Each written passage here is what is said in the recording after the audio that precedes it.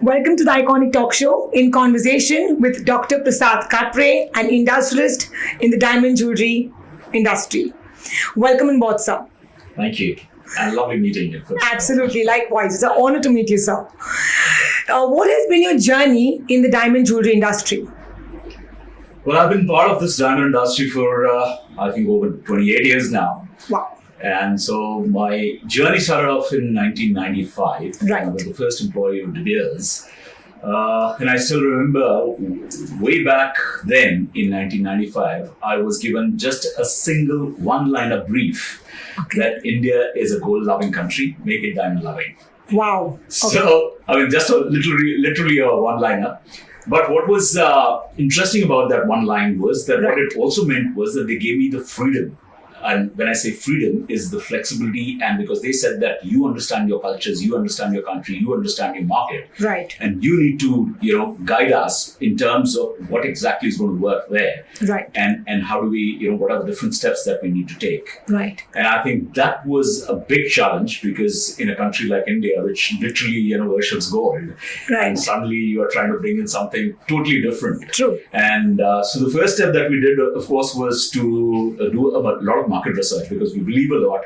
Because ultimately, you need to understand the customer, and the end user. And so what are the different barriers in her mind, especially because Being Diamonds, it's all women that we interviewed. And it was a huge sample size. It was 100,000 women across the country, Incredible. So that was, incredible. Absolutely incredible. Yeah. And what again really transpired was that 88% of the women way back in 1995 they just said कि अगर हमको एक कांच का टुकड़ा भी अगर दे देंगे हमें समझ में नहीं आएगा ये डायमंड है या असली हीरा है. The knowledge was lacking. Yes, absolutely. There was absolutely no knowledge. Right. So that was barrier number one. Barrier number two was that they always felt that it was only for the rich and famous. Okay. And it's not for me. Right. And that's because the perception was कि ये तो लाखों में मिलता है, लाख के नीचे कुछ मिल ही नहीं सकता है. 1 lakh और and way back in 95 lakh रुपया was a big sum. Absolutely. So yes. having said that, so the perception was that it's not for me, it's only for the rich and famous. Right. So these were the two big barriers. And the third was because that comfort which was there with gold, and also gold was actually as I said, it's worship as Lakshmi. Right. So and plus the woman is worshipped as Ghar ki Lakshmi. Right. And that's where it was a complete what should I say, a marriage of the two. Right. That gold and the woman go together. True. And to then intrude that in a way with another, was a huge challenge by itself. Right. But I was pretty confident because I said as long as we can clear that, if we can address these three barriers, right. So that's going to be the step one. So our step one was to create that awareness about diamonds, and we came up with our first campaign of the 4 C's of diamonds: the cut, color, clarity, and carat weight, right. And trying to explain what it really means. Right. So that was step one. Step two was also making them aware that finally it's affordable. It's for you. It's not only for the rich and famous. Yes, diamonds come from maybe 500 rupees to maybe 5 crores or 500 crores. Right. And the diamonds like Kohinoor are absolutely priceless. Absolutely. So, it comes in right from 500 to whatever price. Right. So, which of course wasn't, people were not aware of. Right. So so we did a price, product and a price campaign. That was step two. So first was giving them the awareness about 4 C's. Second was about this journey about product and price. Right. Making them aware कि 5,000 में भी आपको हीरा मिल सकता है. Right. So you too can afford it, and that was the basic message. Awareness was the campaign. Awareness was the key. Right. And finally, the third was, as I always say, that finally selling a diamond is selling a dream. So right. I call myself a dream merchant. I love the words going together. Absolutely, no, because finally, otherwise it's a product which doesn't have any utility value. Right. Everything else that a consumer buys, usually there is a logic behind it. Right. Honestly, if you ask me, why do you buy a diamond? There's no logic. So one needs to understand the motivation behind. No woman needs a diamond, but every woman wants one. Absolutely. Now, so that's the big difference between need and a want. And that one needs to understand. So one needs to understand the motivation behind why does a woman buy a diamond. And again, the big difference is between motivation and justification. Because many a time, people say that हमने आज investment किया है. Okay. Investment is just a way a woman tries to justify her purchase Right. to her parents or her husband or in-laws or whatever it is. Right. It's her way of justifying that, okay, if I've spent 50,000 rupees or a lakh of rupees, is actually I've invested that money. Right. So, but the inherent motivation is very different. Right. So, so that, we had to understand, and there are actually 6 different reasons for which a woman actually buys any kind of jewelry, not just diamond, any kind of jewelry. And first and foremost, of course, it was, to be always presentable. Right. Again, if you ask someone, no woman is going to tell you that as a reason. That I want to look beautiful. No one is actually going to say that. Absolutely not. Actually, but that's the that's the mindset. Yes. That's the actual reason. Right. But what they also say is all about status. We want to show our status. They may say so, which again very few actually say it, but it's considered that because of status you want to flash your diamonds. Right. So you want to actually wear it. But that's not really the motivation. Is that you want to look beautiful, and that's where I pegged my first brand, which was Nakshatra. Wow, way back. Yes, way back in year 2000. So I remember the Nakshatra launch, which happened at Users Road. That's right. Yes. We actually did a series of launches, Right. And the first one we did it in Taj. Right. And then we did it with various different retailers across the country, and not just in Mumbai, but we took it all around. And in fact, that became the most successful brand till date, and also the product brand. So and in fact, at that point in time, also that was one of the big reasons that when you choose a celebrity, you also need to actually see the fit, because many times the celebrity can vampire your product or vampire your brand. Absolutely. So you have to be extremely careful of which celebrity first of you choose, right? And how do you make the match? Because Absolutely. What exactly you're trying to project. And I think we were bang on with Nakshatra, because as I said, it was all about beauty. Right. And Aishwarya Rai was absolutely Miss the queen. World. Yes, absolutely Miss World. So and in fact, she was just stepping into Bollywood, so she wasn't a very big name then. Right. But the fact that she was the Miss World is where I think it was a perfect fit for me to get her into Nakshatra, and that made all the difference. And till date, it is one of the most successful brands. So that was motivation number 1, and that's where this particular brand. Right. Motivation number 2 is you want to say that you have arrived in life, so you deserve a diamond. So this was more towards working women. So so that's where we said, okay, we can peg a particular brand for this, and that's when we introduced Asmi.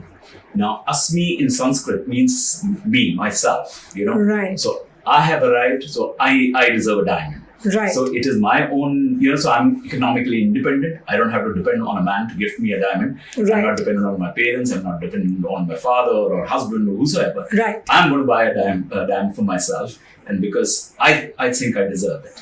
And that's where we introduced the brand called Asmi. And it was, the whole positioning was, we call it as the inner fire of a woman, that she has arrived in life, so she deserves a diamond. So that, very well termed. Yes, absolutely. So that it's actually thanks to the research, because we kept doing so much of research trying to because you have to map the consumer mindset. Oh, absolutely. Otherwise, you just can't. And especially as I keep saying, that since you're selling an emotion, you're not selling a product. You're selling an emotion. You're selling a dream. And that's where the touch and feel and of the jewelry also becomes so very important. So you have to always keep all of that in mind. True. And so that's how, for the second motivation was, our brand called Asmi. The third was, a gift of love between a husband and a wife, or a man and a woman. Right. And that's where we also came up with the brand called Sangini. So that's where the name, as it suggests. You are taking me back to my college days. Yes. Absolutely. I'm driving the lanes of giant college right now. Yeah, because, these are the classic stories, because, and as I said, because once you know the consumer mindset and what they're looking for, you have to give it to them, because there is no utility value. So ultimately you have to sell an emotion. True. And that's so very important. And that's where you have to get into the consumer's mindset. You have to get into the consumer's behavior. And then I don't know if you remember the campaign of Sangini also. It was so well received, and it was so well articulated, because it was all about, a woman kept saying, that we know exactly what our man or my husband is actually doing at this point in time. Right. I can predict, and that's what we showcased in the whole campaign. Yes. And that's what it was very well received. Right. And so it was a gift from a man to a woman. To the woman. Yes. So that's why Sangeeti, So that was the motivation number 3. Then motivation number 4 was being the center of attention.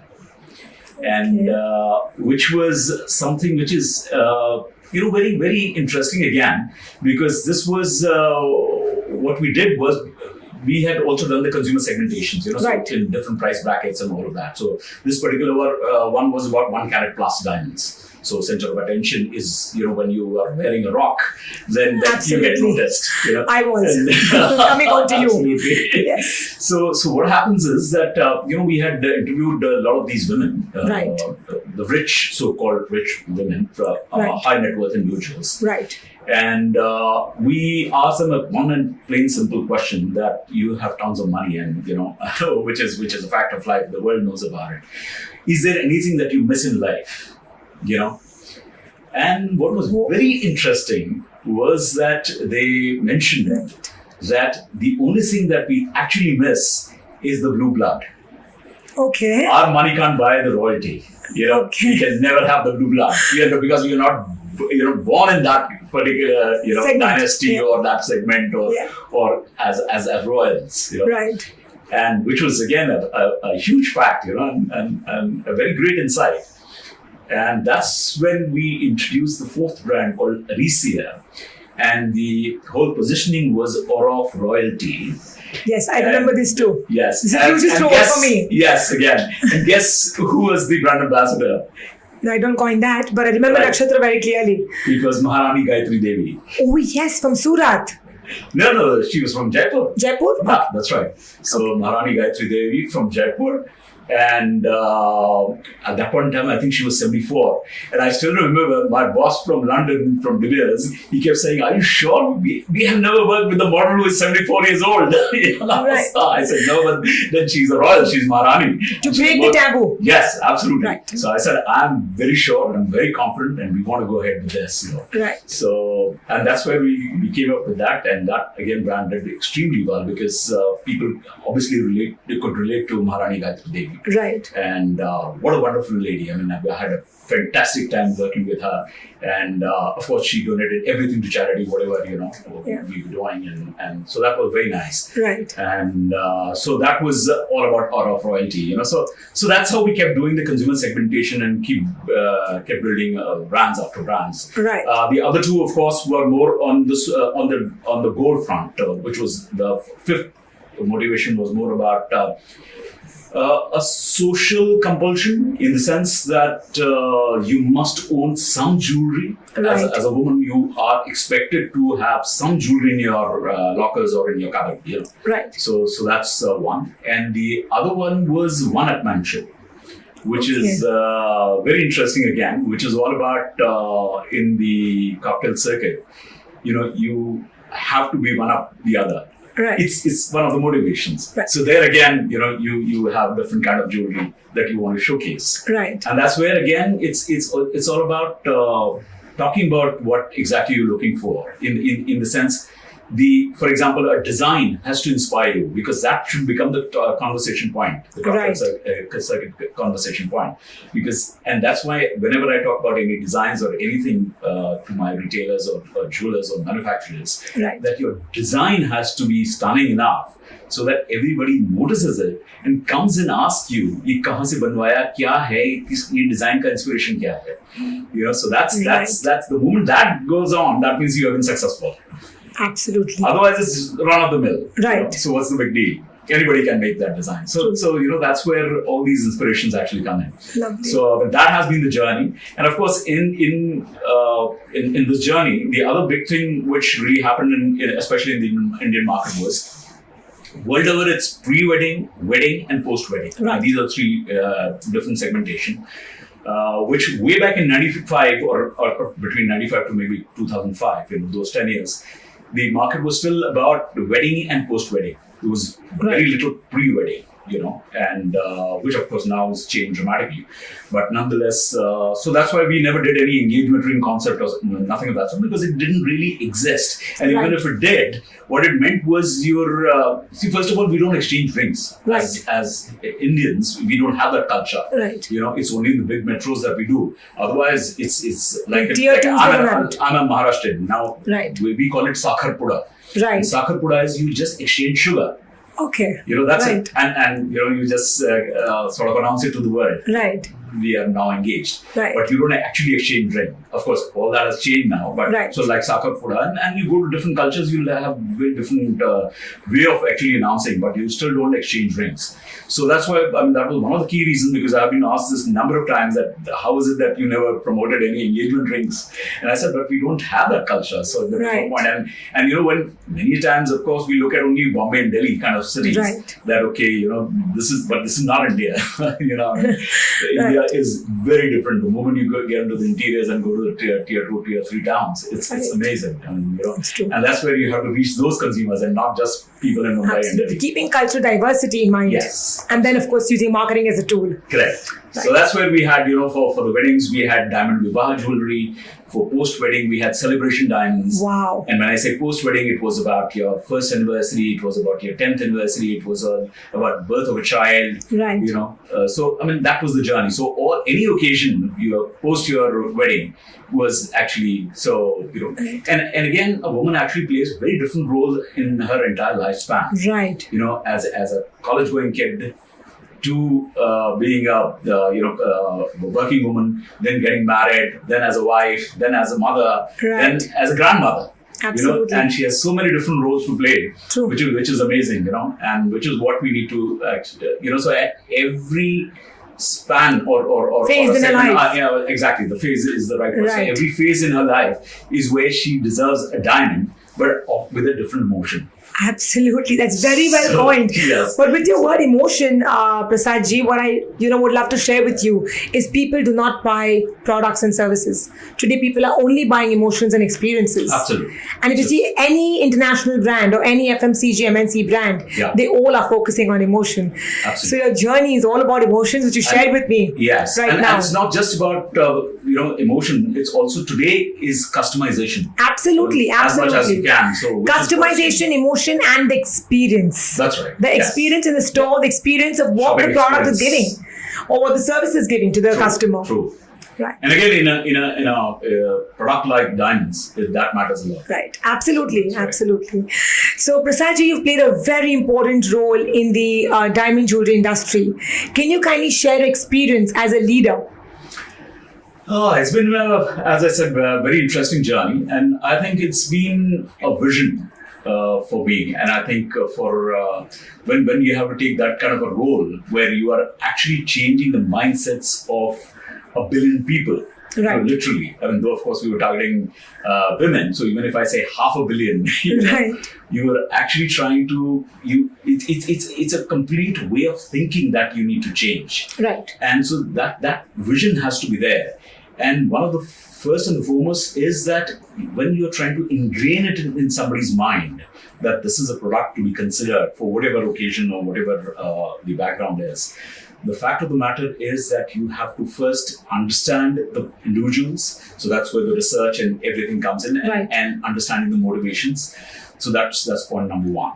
And then chasing those. Now, when I say chasing those, I remember, during I was in De Beers for almost 14 years, and in those 14 years, I visited over 10,000 retail outlets, door to door myself. Wow. Yes, and actually meeting the consumers there, meeting the retailers, trying to understand their barriers, and I wanted to address each and every barrier, Right. And simple things like women would always have gold as top of mind, never diamonds as top of mind. And that's where we also started doing a lot of our PR campaigns. We were trying to, make sure that diamonds are up there. So you were trying to make it visible. So it's not just about in the stores. When at that point in time, we did a whole campaign with Star TV. Right. And we actually were giving away diamonds as a contest. Again, it was the whole idea was that it's not we are trying to promote any brand, we were trying to build a category. Right. And when you are building a category, you have to make sure that it's always there in front of you. Right. You should be thinking about diamonds at every given point in time. Breathing it. Get up, yes. The moment you get up in the morning until you sleep in the night, there has to be different reasons for which you actually are reminded of the product. Right. And it's only that way you can actually do it. And I remember, one of the interviews that I was doing, and I was sitting in Kolkata, and this was I think it was at the Taj Bengal, and the name of the restaurant, because that's where I was sitting and actually interviewing a guy, and the name of the restaurant I think was Shonar Bangal, right, and I was trying to tell the guy, the manager, why is it not a Hirer Bangal? Okay. Why should it be Shonar? Right. So in fact, even he was taken aback. He said, never thought of that. And you will actually see, you'll always see a golden moment of your life. Right. You don't say diamond moment. Right. So we started ingraining those kind of terminologies to use. There was a brand which says diamonds forever. Yeah, and that was our tagline. That's your tagline? Oh, okay, perfect. Yeah, I remember that vividly. Yeah. So, diamonds are forever. Hira hai sada ke liye, that was a line. True. So that was our line as the base line. Wow. So that's what we had coined. And the whole idea was actually doing that. So, as a leader, one has to have your vision very clear. Right. And chase that vision and always believe in yourself. That's the key. And more than that, always keep your team motivated. That's very, very critical. Because आप अकेले कुछ नहीं कर सकते. ये जिस दिन आपने ये सोच लिया मैं अकेला सब कुछ कर सकता हूँ, then it's the end of you and it's a disaster. So don't ever think that you can manage everything. You shouldn't. Then what the hell are you? What kind of a leader are you? You can't, because आपको खुद करना है तो आप खुद कर लीजिए. True. So to be that, you have to have a team which needs to be always motivated, who believes in your vision. Right. So you have to ensure that everyone, so like in my team, I had made sure that everyone actually is following the same dream. So there is no dichotomy, or there is no, a different vision that anybody's trying to chase. So we were all looking at just one point, and that's the target, and that's the bullseye. Wow. And we have reached there. Right. So I think, and of course, then get them to brainstorm together. Right. Because you never know what kind of spark will come from where. True. And that's, I remember this story of, when the first man on the moon was actually put in, and the training was going on, and, the astronauts were getting trained. And the president then had actually walked into NASA office. Right. And he visited the washroom. And the sweeper out there, he just asked him, so what do you work here for? What's your work? So he says, my aim is to put a man on the moon. Wow. So, what a way of answering a question. Absolutely. Yes. Innovative. And that's the vision. So everybody followed that vision. Right. So just because you are working in the washroom doesn't mean that you're not contributing. You are also contributing by putting the man on the moon. Absolutely. Which is so amazing. And that was something which I said, this is what we need to do. So that's leadership. That's vision. That's something which one needs to chase. Your leadership qualities just remind me of Richard Branson's quote, which he always says, you build your team and the team builds your business. Absolutely. Yeah. So true. And that's where Virgin Atlantic is today. Exactly. Yes. Okay, so let's discuss the elephant in the room, lab-grown diamonds. Wow. Yes. Well, lab-grown diamonds, of course, is maybe just 5-7 years ago. It has actually become commercial. See, technically, of course, first of all, let me just explain what lab-grown diamond is. Sure. So, lab-grown diamonds are chemically, thermally, optically, physically identical to diamonds. Right. To the mined diamonds or the natural diamonds as you know. Right. So it's something which you can't dispute that it's not a diamond. Right. So it's almost like a IVF for a test tube baby. And once the baby is born, classic example. Yes, exactly. So you can't dispute, ये उतना human नहीं है जितना naturally born human है or whatever.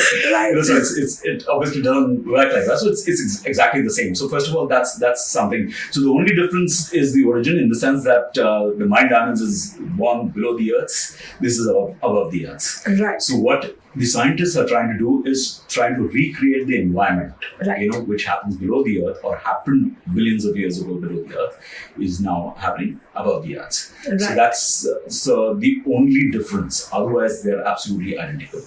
So that's one. Right. So what it also makes it is that all these diamonds, because there is no mining, right, it becomes much more affordable. True. Because that benefit of no mining cost involved, right, is passed on to the consumers. Right. So keeping that in mind, actually, that's the big benefit from a consumer perspective. So as far as the consumers today are concerned, now there are, at least in a market like India, there are two different kinds of customers. One is who can't afford to buy diamonds. Right. And so they end up buying plain gold jewelry. So for them, I have coined a line called double the size or half the price. So it's half the price for those consumers, right, and they are more than happy the moment they know that today they can afford diamonds. Right. Why not? So they're more than happy to actually go and buy it. Go and buy it. Right. And the ones who are the existing buyers of Mine Diamonds, they are happy buying double the size. Wow. Because in the same money that you're going to spend, you can get maybe a 2 carat or a 3 carat, depending they would have 5 on the carats. clarity. Yeah. So, keeping all that in mind again, right, actually makes a difference. And so it's double the size or half the price. So having said that, lab-grown diamonds are here to stay. That's for sure. And there is a reason. It's the reason being that the mines are getting exhausted. They're getting depleted, and world over the mines are shutting down. As of today, I've been given to understand, and this has been researched by McKinsey and Bain and Company and all of them, that there are about 74 legal mines, right, which operate across the world, of which by 2050, only 10 will remain operating. So wow, 64 will shut down. Because it's a natural resource, so it is going to get depleted. Absolutely. So it is now. The counter to that, of course, is that there can be more exploration, there can be new mines that can come in. Right. But also there is, no doubt that can still happen. But the bigger issue there is that due to the environmental issues, many of the countries are not interested in mining anymore. And not just about diamonds, but any absolutely, any kind of mining, right, they're not encouraging at all. So keeping that in mind, so that it's more likely that you may not get many new mines. Right. So, and the demand, as of today, it's about 116 million carats of diamonds, which is, mined today. And the demand is about 178 million carats. So there is already a gap. Wow. Right? And by 2050, the demand is going to be for 298 million carats. The bridge is going to exceed. Yes, because the total mine diamonds production will come down to 14 million carats from 116 million. Wow. So you can imagine. Right. So there is going to be a huge gap of almost 286 million carats. The demand is going to increase. Yes, demand is going to go on increasing. Absolutely. So which is a fact of life, and which is already increasing. So that needs to be fulfilled by lab-grown diamonds. Absolutely, the supply. So, yes, the supply issue. Right. So it's all about demand and supply. Yeah. So that's something which will definitely happen. Right. I know one of the biggest concern is on the pricing front. So before you ask me that, let me address it myself. Sure. Because that's something that is a challenge to this industry. But there are, again, as I see it, the markets are opening up. Right. So the demand for these diamonds is also going to go up. So that's point number one. So in any case, the pricing should go on. The counter to that is also a lot of people say, but or machines lag jayengi, or production shuru ho jayega. So there's too much of supply, and it will always exceed the demand, and that's why the prices will always be a concern. Right. But it's easier said than done, because even if you can, first of all, putting those plasma reactors and getting the machines is very difficult at the moment. But let's assume that in 5 years you'll have enough supply. Again, the question is getting the right scientist. So to get this consistency in supply is another big challenge. So it's not just about getting the machines. It's every machine has its own recipe. Right. So you need the right kind of scientist who can actually follow the recipe and give you a consistent supply. So that's again another concern. Right. And the third, in any case, at the moment, the mine diamond prices are going up. And versus that, and the lab grown prices are actually linked to the mine diamond prices in a way. And when that happens, if that is going up, so naturally, even the lab grown diamond prices will also go up. Right. So there are enough reasons for and currently, I personally feel that it has already bottomed out. So it's not going to come down any further. In fact, from here on, because the price is being static now. Yeah, price is being static, and also the fact that the demand is now growing because as the different markets open. See, so far it was only US, right, and maybe. Because the US consumption is 80% of world's lab-grown diamonds, right? So it's a huge market, but now it's just being opened up in Europe, in Australia, in New Zealand, in China, and of course now India. And the day India opens, and India is going to be a very interesting market for a simple reason that when we again did the research, there are about 27 million women in the top 23 towns who have the potential of buying a diamond. Right. So let's forget, when we talk about 1.3 billion people and blah, blah, blah. Right. We are not even looking at that. When we are looking at only 27 million women across top 23 towns who have the potential of buying diamonds. Right. But the fact of the matter is that in any year, there are only 4% who end up buying diamonds. Right? That means 96% are not buying. Right. Now, the big question is, why aren't they buying? Because potential to hai, khareed to sakte hain, chaha bhi hai, they aspire for diamonds. Absolutely. So why is it that they are not buying? The further research actually said that the sweet spot for any woman is at about $400, which is about 30,000 rupees, 35,000 rupees. And that, to buy a diamond, it becomes difficult because the moment you want to buy a diamond jewelry, the average ticket value goes to almost 70,000 rupees. Right. So to stretch yourself from 30,000 to 70,000 is a huge challenge. Right. Nobody can do that. It's more than double. Absolutely. So, but if somebody tells me कि आपको 30,000 वैसा भी खर्चा करनी है, आप 5,000 और कर दीजिए. Right. You at 35,000, if you're going to get let's say a half a carat solitaire ring, won't you go for it? Absolutely. Anybody will buy it. Anybody will buy it. Yes. So that's the big segment.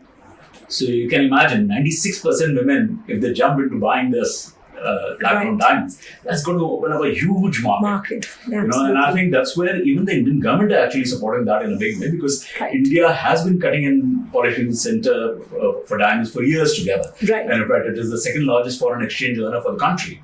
And today, with this growing of diamonds in India, so what it would mean is that first of all, we don't have to buy the rough or import the rough, because otherwise you are importing the rough. But now that if you're growing your lab-grown diamonds, you have the rough with you. So you are actually also become the center for supplying the rough to the world. And so you are a sort of king in supplying the rough diamonds. Right, manufacturing. You're also into cutting and polishing. And also, eventually, I see it also in terms of branding. So, soon India, at least in diamond industry, I think it will reach a point where made in India itself will become a brand. Right. And that's going to be a big thing. I mean, the way, in olden days, we used to say, electronic chahiye to aap Japan jaiye, Japan, or wristwatches, Switzerland, or, you name it, and every country. So I'm pretty sure that soon, for gems and jewelry, it will be India. Wow. So it will be made in India. The perception is actually making a lot of sense because India is manufacturing also. Absolutely. Plus, we have all the infrastructure to need for. Absolutely. Yeah. And even the Indian government has that vision. True. So which is great, because it will improve the CAD situation, which is the current account deficit, because you don't have to import rough, and plus you start exporting the world, to the world, which in any case you're doing it in terms of the natural diamonds, but you add lab-grown diamonds also to it. So when you're today doing about $35 to $40 billion, the target is to reach 80 billion in the next 3 years, and we can do it. I'm pretty confident about it. Sure. So India is looking at becoming a $5 trillion economy by 2030.